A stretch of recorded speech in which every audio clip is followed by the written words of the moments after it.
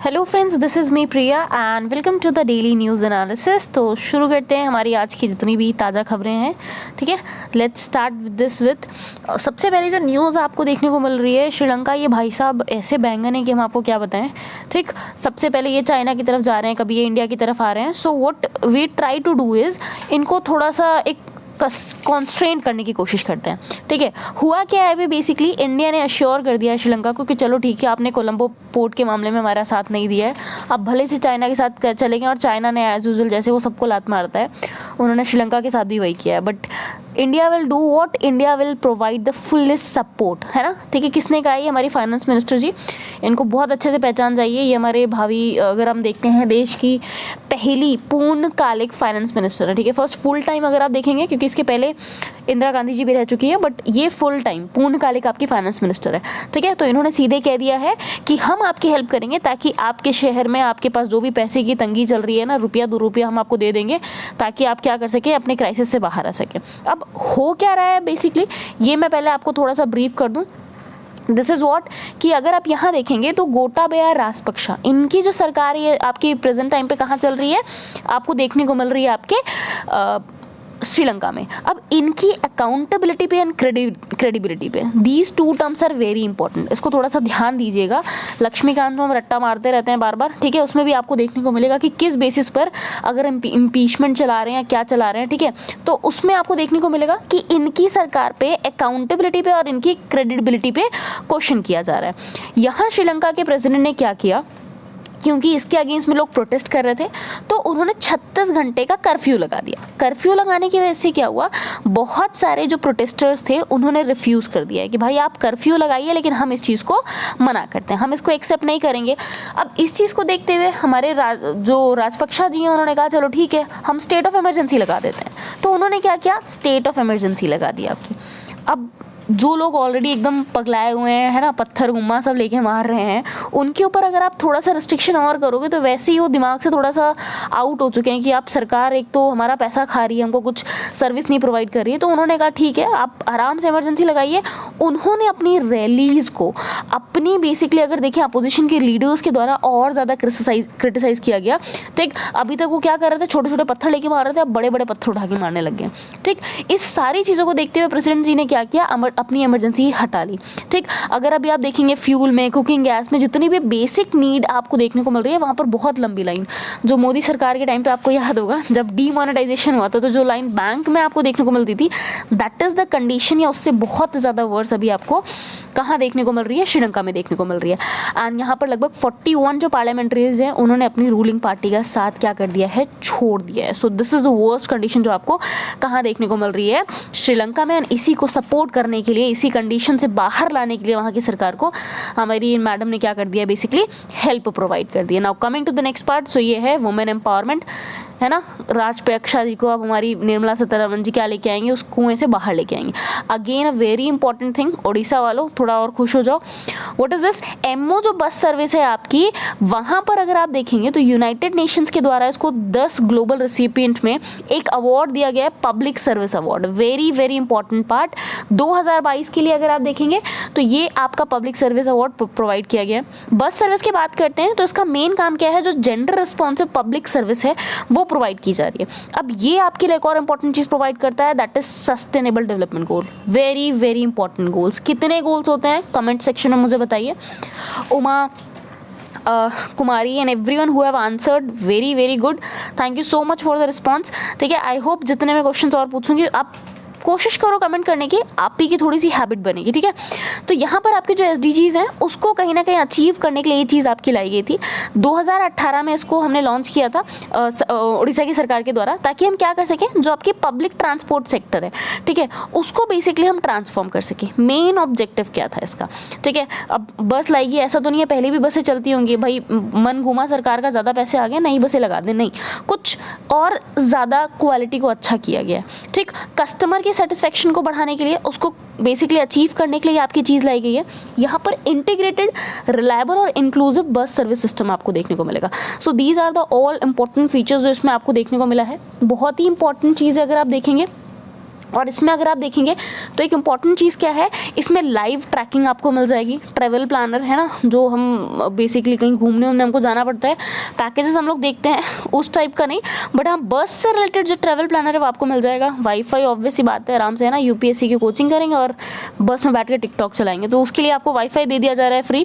ठीक, digital announcements किए जाएंगे इस बस में, सर्विलेंस कैमराज है, इलेक्ट्रॉनिक टिकटिंग है, मतलब किसी भी तरीके की कोई भी असुविधा हो नहीं सकती है।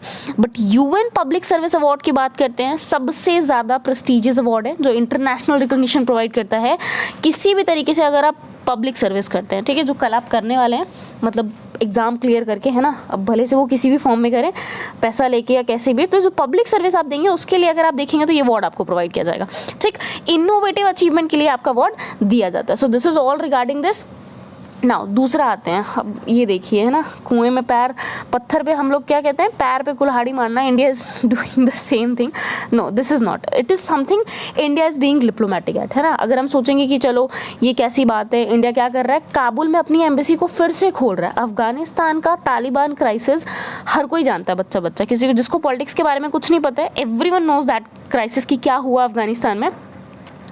यूएस ने जिस चीज़ को इंसाइट किया, देन पूरा तालिबान कवरेज, सारी चीज़ें हैव बीन, सबको पता है ना। यहाँ पर क्या किया जा रहा है, लगभग 10 मंथ की बात करें, 10 मंथ के बाद गवर्नमेंट क्या करने वाली है, अपनी एंगेजिंग पॉलिसी को लाएगी, यानी इंडिया 2 on 2 चलना चाह रही है। ठीक, ताकि वो अफगानिस्तान पे आगे की जो टाइज है वो किसके साथ अपनी बेसिकली बना सके, किसके साथ एंगेज हो सके, तो तालिबान के साथ में। यहाँ पर हम क्या करेंगे, अपनी एम्बेसी को ओपन करेंगे। पहला जो कंसाइनमेंट है, अभी आपको पता है, कल हमने डिस्कस किया है, वहाँ पर अर्थक्वेक आया है, पाकिस्तान इंडिया में भी फील किया गया।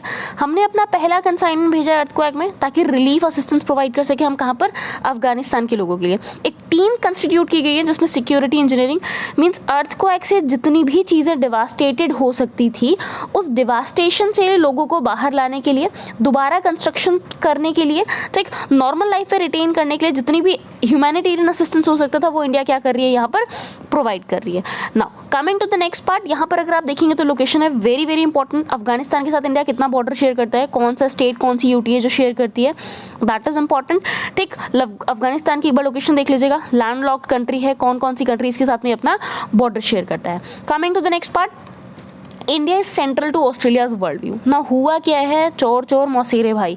ठीक, तो यहाँ चोर चोर कौन होने वाला है, एक चोर हो गया इंडिया, दूसरा हो गया ऑस्ट्रेलिया। ना चाइना बेसिकली क्या करना चाह रहा है, अगर आप देखेंगे, साउथ चाइना सी की बात करते हैं एंड LAC की। साउथ चाइना सी की तरफ जो चाइना का अग्रेशन देखने को मिल रहा है, ठीक है, अब कहेंगे ये कौन भाई साहब है, तो चाइना के आसपास का कुछ समुद्र का इलाका है जिसको आप कह सकते हैं हम लोग साउथ चाइना सी कह रहे हैं। ठीक, देखिएगा इसको, बार बार न्यूज़ में रहता है, जो पहले वीडियोस देख चुके हैं उनको पता होगा, बट नहीं पता है तो उसमें देखिए बहुत सारे इंपॉर्टेंट आइलैंड्स हैं, मेनली 4 आइलैंड्स हैं जो हमेशा न्यूज़ में रहते हैं।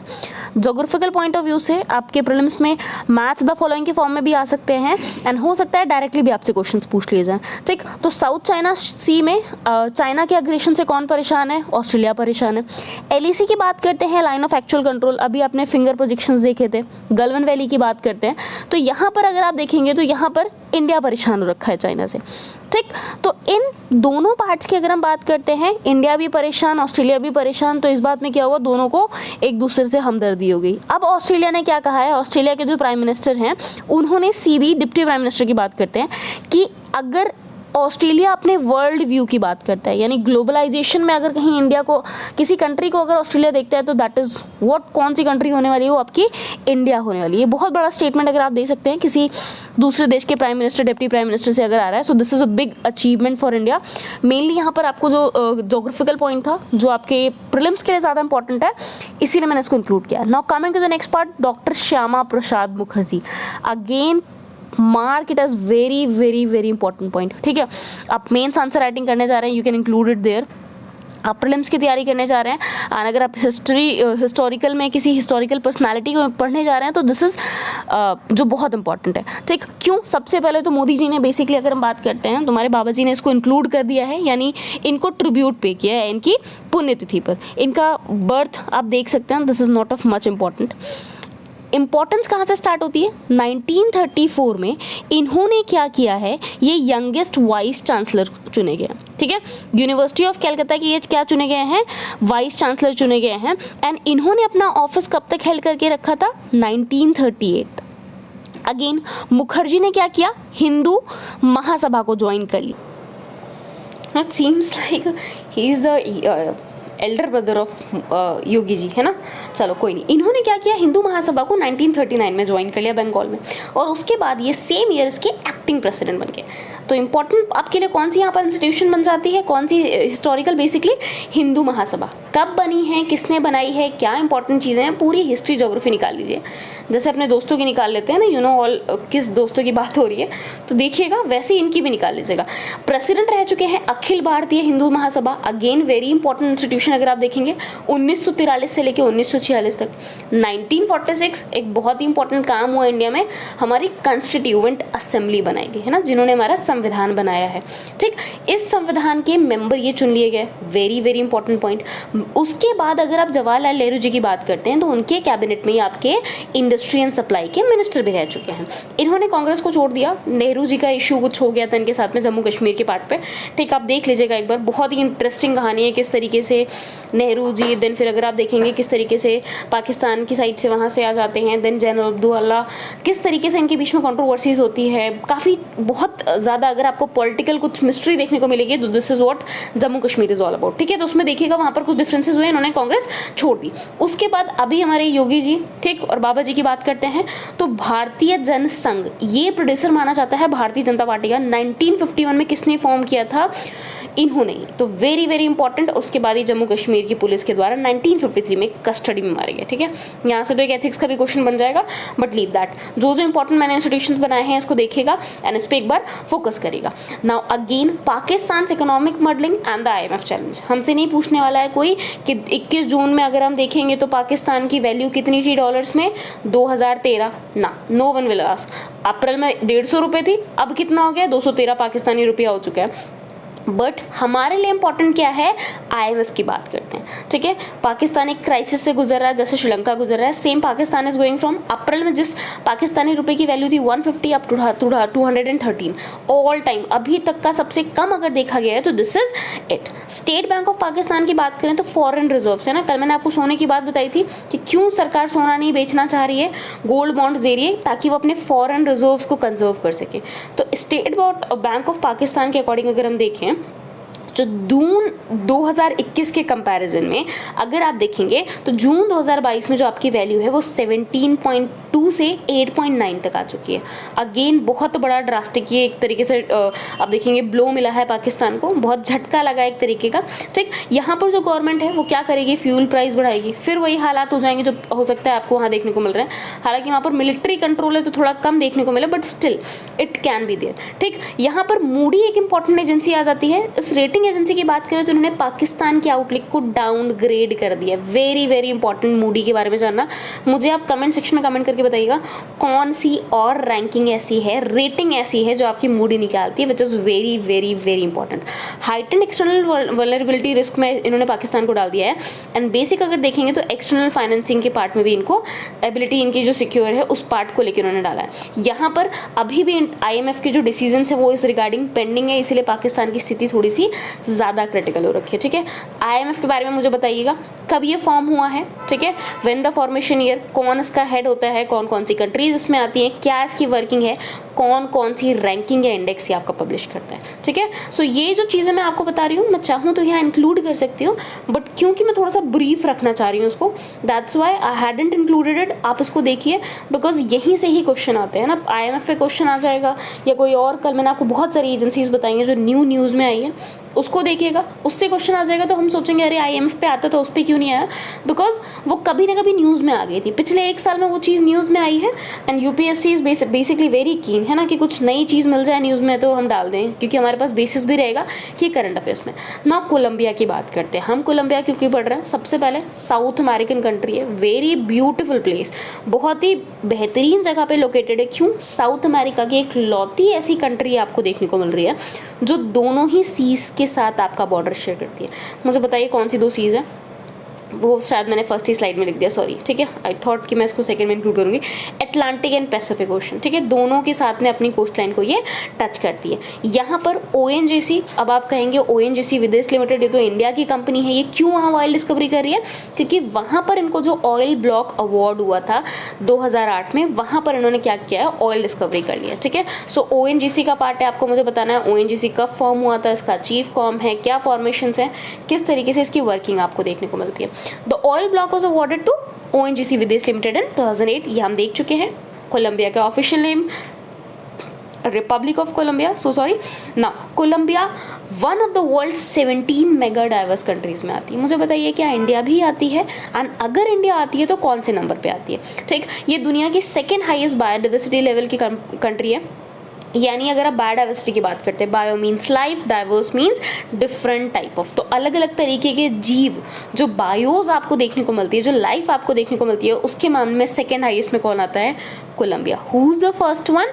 You have to comment me in the comment section. बहुत सही है ना, बहुत समझदार हो गए, सबको पता लग गया है कि क्या करना है, कमेंट में डालना ना। ये टेरिटरी की बात करते हैं तो यहाँ पर आपको अमेजन फॉरेस्ट भी मिल जाएगा, हाईलैंड भी मिलेगा, ग्रासलैंड भी मिलेगा। कौन सा ग्रासलैंड मिलेगा कमेंट सेक्शन में बता दीजिए। डेजर्ट्स भी यहाँ पर आपको देखने को मिल जाएंगे। साथ ही साथ रिंग्स ऑफ फायर, क्या होता है? ऐसे एक अंगूठी होती है, ठीक है, ऐसे अंगूठी होती है हीरे की, है ना, जो हम उठा के किसी को दे देते हैं। नहीं, rings of fire is what, आप मुझे बताइएगा कि एरिया है। पैसिफिक ओशन के रिम पे अगर आप देखेंगे तो एक इस तरीके का, इस पर्टिकुलर टाइप का आपको एरिया देखने को मिलेगा। वो एरिया क्या करता है आपका, यहाँ पर आपके प्लेट्स कॉन्साइड करते हैं, तो यहाँ पर आपको जब टकराव दो के बीच में ज़्यादा होता है तो अर्थक्वेक और वोल्केनिक इरप्शंस मिलते हैं। तो इस कंट्री में, कोलंबिया में, आपको वोल्केनिक इरप्शंस भी देखने को मिलते हैं। ना ये बताइए कि, है ना, ऑयल डिस्कवरी हुई है तो हम इतना हिस्ट्री जोग्राफी क्यों देख रहे हैं इसका? किसी को पता है? I told you yesterday what, PYQ solve करिए। आपसे UPSC क्या करेगा? ऑयल डिस्कवरी नहीं पूछेगा कहाँ पर हुई है। What the UPSC will do, Colombia news में था, एक स्टेटमेंट बना दिया कि वर्ल्ड की 17 मेगा डाइवर्स कंट्री में आपका कोलंबिया नहीं आता है। वो स्टेटमेंट गलत हो जाएगा।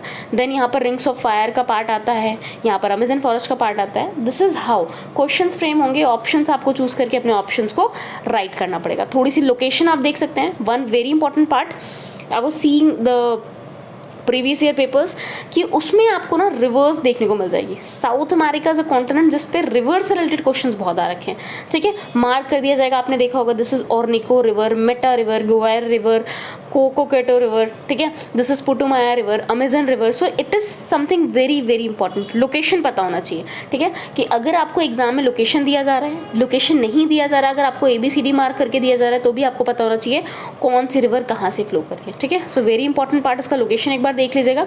Now coming to the next news article, ठीक है। एल्स आपको पता है, अभी हम अमेजन के बारे में बात नहीं करेंगे।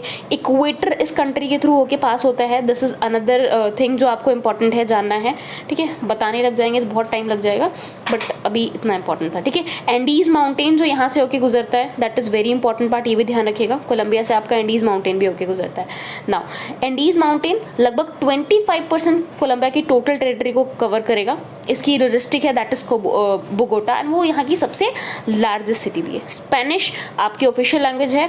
बॉर्डर देखने के लिए आपको ये रीड करने की जरूरत नहीं है, मैंने बस लिख दिया है। आपको करना क्या है, साउथ अमेरिका का मैप देखना है। दिस इज हाउ, ये बस है ना, इससे सुंदर नहीं बन सकता है ये, ठीक। यहाँ पर कोलंबिया है, इस पर मार्क करिए, इसके साइड में कंट्रीज को मैप पर मार्क करिए, ओके। रिवर्स बनाइए, ग्रासलैंड्स आ रहे हैं, ग्रासलैंड्स बनाइए, ना आपका मैप की प्रैक्टिस भी हो जाएगी, ना आपका करंट भी कवर हो जाएगा। नाउ नेक्स्ट न्यूज आर्टिकल पे आते हैं। मिलेट हुआ क्या है, union minister of state for food processing industries, इन्होंने क्या किया है, नेशनल कॉन्फ्रेंस ऑन मिलेट्स की बेसिकली अगर आप देखेंगे इसका इनॉग्रेशन कर दिया है। थीम क्या था, the future super food for India, है ना। सुपर फूड सुन के क्या सुनते हैं हम लोग, चिया मंगा लेंगे, किनोवा खा लेंगे ना, ये सारी चीज़ें क्या है, सिर्फ आपको खर्चे करेंगे ना, जब पैसे ज़्यादा होते हैं तो हम लोग यही करते हैं कि भाई सुपर फूड है तो सिर्फ चिया और किनोवा मिलेगा। नो, जो नॉर्मल चीज़ें भी अगर आप खाते हैं और अगर आप डेली बेसिस पे उसको इंक्लूड कर देते हैं अपनी डाइट में, nothing can be more basically nutritious than that. तो इसी चीज़ को कहीं ना कहीं अगर आप देखेंगे, हमारे फ्यूचर सुपर फूड क्या होने वाले हैं इंडिया के लिए, उस थीम के साथ हमने इसको क्या किया, national conference on millets organise किया। कहाँ पर की है, दिल्ली में। ये जो कॉन्फ्रेंस है ये किसके द्वारा ऑर्गेनाइज की गई, हमारी एक इंडस्ट्रियल बॉडी है, एसोचैम। फुल फॉर्म मुझे कमेंट सेक्शन में बताइए। कब फॉर्म हुआ था उसका ऐसा ईयर बता दीजिए, थोड़ा सा ब्रीफ। अगर नहीं भी बताना चाह रहे हैं चलिए कमेंट में कितना लिखेंगे ना, सारा कुछ हमसे लिखवा लीजिए, खुद को तो कुछ आता नहीं है पढ़ाने के लिए, है ना। This is the thing coming in mind. नहीं, इसको अलग से अपनी कॉपी में नोट कर लीजिए, no need to write in comment section. क्या है एक बार पढ़ लीजिए, बस देख लीजिए कब फॉर्म हुआ, इसकी वर्किंग कैसी है, क्या करता है, ठीक है। किसके सपोर्ट के साथ में, फूड प्रोसेसिंग इंडस्ट्रीज के साथ में, ministry of food processing and industries. Conference की बात करते हैं यहाँ पर बेसिकली न्यूट्रिशनल और फूड सिक्योरिटी को इंश्योर करने के लिए। फूड सिक्योरिटी से रिलेटेड एक एक्ट आया था, ठीक है, एनएफएस से। किस ईयर में आया था, बस इतना कमेंट कर दीजिएगा एंड द फुल फॉर्म।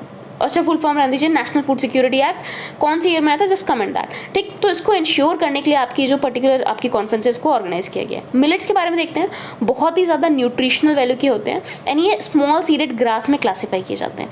ये कुछ एग्जाम्पल्स दिए हुए हैं आपके मिलेट्स के, क्या हो सकते हैं। मेजर प्रोड्यूसर स्टेट्स आपके कौन से हैं वो आपको पता होना चाहिए, ठीक है। And major producers of millet की अगर वर्ल्ड में बात करते हैं, so this is the share of India, ठीक है। That's why it is important, ठीक, कि इंडिया अगर आप देखेंगे लीडिंग एक प्रोड्यूसर है आपका मिलेट का ऑल ओवर द वर्ल्ड, इसीलिए हमें उसको ज़्यादा एम्फेसाइज करना है, दुनिया को पता लगे भाई चिया आपका बन रहा है, साउथ अमेरिकन एक आपको सीड देखने को मिल रहा है, you are eating it here, हम लोग इतना खा रहे हैं ऑर्डर कर करके। बट एक बात बताइए, क्यों हम उसको वैल्यू दे रहे हैं, क्योंकि हमें अपने यहाँ के बारे में पता ही नहीं है। तो मिलेट्स को बेसिकली हम अपनी नीड को फुलफिल करने के लिए देन बाहर एक्सपोर्ट कब कर पाएंगे जब ये ज़्यादा से ज़्यादा फेमस होगा, है ना। जो दिखता है वही बिकता है, तो हमें पहले दिखाना है। That's why the conference is being held. Now coming to the next part, monkey pox virus, है ना। आगे अब कोरोना तो गया, अब ये फिर से आ रहे हैं। चलो, WHO considers declaring monkey pox a global health emergency। अब वो सोच रहा है कि शायद monkey pox को हम क्या करेंगे, ग्लोबल हेल्थ इमरजेंसी डिक्लेयर कर देंगे। ये वायरल जोनोटिक डिजीज है जो क्या करता है, ज़्यादातर ट्रॉपिकल रेन फॉरेस्ट में। सारी बीमारियाँ यहीं क्यों होती हैं, क्योंकि इंडिया यहाँ सिचुएटेड है ना। This is India. कुछ गड़बड़ बन गया, let me try to make the heart, okay, this is India, ठीक। तो this is India, okay, good, not laugh. नाउ इस इंडिया की बात करते हैं तो ट्रॉपिकल एरिया में इंडिया आता है, ऐसा कुछ है, बताइएगा मुझे कहाँ पर आता है। ये आपका अर्थ हो गया, अर्थ के बीच में हमने डिवाइड कर दिया, northern hemisphere, southern hemisphere, this is the part जहाँ इंडिया आएगा। यस, ट्रॉपिकल पार्ट में आपको इंडिया देखने को मिल जाएगा। तो ट्रॉपिकल रेन फॉरेस्ट की बात करते हैं, वायरल जोनोटिक डिजीज़ ज़्यादा देखने को मिलती है। ऐसा क्यों होता है, वहाँ की कंडीशंस, वहाँ की अगर आप एनवायरमेंटल कंडीशंस देखेंगे तो वहाँ पर वायरस एंड बैक्टीरिया ज़्यादा ग्रो कर सकते हैं। तो सेंट्रल एंड वेस्ट अफ्रीका की बात करें तो यहाँ पर आपको देखने को मिल जाएगा, और बहुत ओकेशनली होता है कि यहाँ से एक्सपोर्ट होके बाहर चला जाए, ठीक है। अब आ गया है तो क्या कर सकते हैं, कोरोना भी आ गया एक्सपोर्ट होके, तो ये भी आ सकते हैं ना। बीच में वो भी आए थे, टिड्डे मूवी भी आपने देखी होगी उस पर, ठीक। सो बताइएगा मुझे क्या हुआ था उस केस के बारे में। नाउ पहला केस आपको मंकी पॉक्स का देखने को मिला था, that was in democratic Republic of Congo 1970 में। एंड उस टाइम पे अगर आप देखेंगे तो वो जो ड्यूरिंग पीरियड था जहाँ पर अगर आप देखेंगे तो एक बहुत ही इंटेंसिफाइड तरीके से हम क्या कर रहे थे, एफर्ट्स कर रहे थे ताकि हम स्मॉल पॉक्स को एलिमिनेट कर सकें। साइंटिस्ट ने अभी तक 2 डिस्टिंक्ट जेनेटिक ग्रुप्स देखे हैं मंकी वायरस में, एक सेंट्रल अफ्रीका पार्ट में, वेस्टर्न अफ्रीका पार्ट में। अफ्रीका ट्रस्ट में is a very beautiful country, मतलब पढ़ने के लिए आपको इतना कुछ मिलेगा। एंड ज्योग्राफी के लिए अगर मैं बताऊँ आपको तो आपको सब कुछ मिल जाएगा अफ्रीका में। कॉन्गो नाम से आपको रिवर पता होगा, लिम्पोपो, है ना, मतलब कैसे कैसे नाम है, लिम्पोपो। अब जब नाम ही ऐसा है रिवर का तो आपको ये पॉक्स क्यों नहीं देखने को मिलेगा। दिस इज़ बैड थिंग ना, I am just telling, but still बहुत ही ज़्यादा रिच अगर आपको लैंड मिल रहा है दैट इज़ अफ्रीका, ठीक। बोत्सवाना आपने सुना होगा, वेरी ब्यूटीफुल लैंड, जहाँ पर आपको एलिफेंट की न्यूज़ आपने देखी होगी, किस तरीके से वहाँ elephants due to bacteria was death हो रही थी। फिर नाइल रिवर के बारे में, white blue Nile, lake Victoria, lake Tana, very beautiful country I would say. So that is continent, that is Africa, ठीक है। एटलस माउंटेन्स, ये कभी फिर ज्योग्राफी के पार्ट में हम देखेंगे, अभी इसके बारे में देखते हैं। नाउ कॉज क्या है मंकी वायरस का, एक ऑर्थो वायरस जीनस जो है उस फैमिली को बेसिकली ये बिलोंग करता है, जो पॉक्स वायरिडी फैमिली है। ये सेम उसी फैमिली का वायरस है जिस फैमिली से स्मॉल पॉक्स आता है, ठीक। बट यहाँ पर मंकी पॉक्स में थोड़ी सी अगर हम देखें, हालांकि ये बहुत ही not a good thing, but smallpox के कंपैरिजन में इसकी फर्टैलिटी रेट यानी इसमें जो डेथ रेट है वो थोड़ी सी कम है। हालांकि स्मॉल पॉक्स की बात करते हैं 1980 में पूरी तरीके से इरेडिकेट हो चुका है, बट ये मंकी पॉक्स अगर देखेंगे तो it was first detected in 1970। Flu like symptoms आपको मिलेंगे। लिम्फ नोड्स की बात करते हैं जो आपके ग्रोइन एरियाज में देखने को आपको मिल जाएंगे, वो स्वेल हो जाते हैं, ठीक। फिर उसके बाद रैशेस पूरी बॉडी में आपको देखने को मिल जाते हैं। ट्रांसमिशन पहले तो क्या थी, ये वाइल्ड एनिमल से आपके रोडेंट्स प्राइमेट्स की बात करते हैं उसके थ्रू आपकी ह्यूमंस में आता था, but human to human transmission भी आपको देखने को मिल जाएगा। ये एक पर्सन से दूसरे पर्सन की तरफ रेस्पिरेटरी ड्रॉपलेट्स के थ्रू क्या होता है, फैलता है। ट्रांसमिट होता है, एक ने छींक दिया दूसरे को हो गया, ठीक है, कोई सामने। Now there is currently no specific treatment. अगर मंकी पॉक्स की बात करते हैं तो अभी फिलहाल इसके लिए कोई स्पेसिफिक ट्रीटमेंट आपको देखने को नहीं मिल रहा है, कोई स्पेसिफिक ट्रीटमेंट आपके लिए रिकमेंड नहीं किया गया, इसीलिए ये बीमारी आपकी डेंजरस है ना। अगर ट्रीटमेंट मिल जाएगा तो इतना ज़्यादा दिक्कत नहीं रह जाएगी। कोविड की बात करते हैं, बहुत ही न्यू था, है ना, नाम याद है ना, नोवेल नाम रखा गया था। नोवेल क्यों रखा गया था? बहुत न्यू है, इसके बारे में हमें कुछ नहीं पता है एंड इसीलिए इसको ट्रीट करना मुश्किल हो गया। मंकी पॉक्स क्यों है WHO कंसिडर कर रहा है इसको इमरजेंसी डिक्लेयर करने के लिए? क्यों? क्योंकि इसके बारे में हमें कुछ नहीं पता है, कोई ट्रीटमेंट फिलहाल नहीं है। नाउ एक इंपॉर्टेंट चीज़ मैं भूल गई हूँ, आपको किसके बारे में जाना है? वायरस से होने वाली बीमारियों के बारे में, diseases caused by virus, WHO के बारे में, ठीक है। बहुत ही एटलीस्ट ऐसी चीज़ें तो आपके टिप्स में होनी चाहिए ना। कुछ नया इंस्टीट्यूशन आ रहा है, दैट इज़ डिफरेंट थिंग। कुछ चीज़ें हमेशा न्यूज़ में रहती हैं। WHO सिंस लास्ट 2 years बहुत ज़्यादा न्यूज़ में है। WHO world health assembly, because India being a part, बहुत ज़्यादा इंपॉर्टेंट हो चुका है, तो आपको इनके बारे में एटलीस्ट पता होना चाहिए। Now the thermal power environmental concern की बात करते हैं। अब हो क्या रहा है, आपको पता है कि गर्मी आ रही है, गर्मी कुछ ज़्यादा आ रही है। टेम्परेचर जैसे जैसे बढ़ता है AC की डिमांड बढ़ती है, ठीक है। जिसके पास AC नहीं है वो कूलर चलाएगा, जिसके पास कूलर नहीं है the person will blow the fan. So होता क्या है बेसिकली कि जिस तरीके से टेम्परेचर राइज हो रहा है, गाड़ियाँ बढ़ रही हैं, पॉल्यूशन बढ़ रहा है, और टेम्परेचर बढ़ेगा और ज़्यादा जाएंगे, तो आपकी जो थर्मल पावर है उसकी डिमांड बढ़ गई। और ये अभी अपने अगर जून 10 की बात करें, it was on record high of 211 megawatt. So this is a requirement जो अभी देखने को मिल गया। एंड इसी तरीके से अगर कोल पे चलता रहा, कोल पे अगर हम इलेक्ट्रिसिटी जनरेट करते रहे, तो अगले आने वाले 8 दिनों में जो स्टॉक्स अवेलेबल है हमारी, वो खत्म हो जाएंगे। इससे ज़्यादा वो चल नहीं कर पाएगा। तो हमें हो क्या रहा है, कोल खत्म हो जाएगा तो there is a coal supply demand gap, ठीक है। डिमांड सप्लाई सब हमने इकोनॉमिक्स में पढ़ा हुआ है।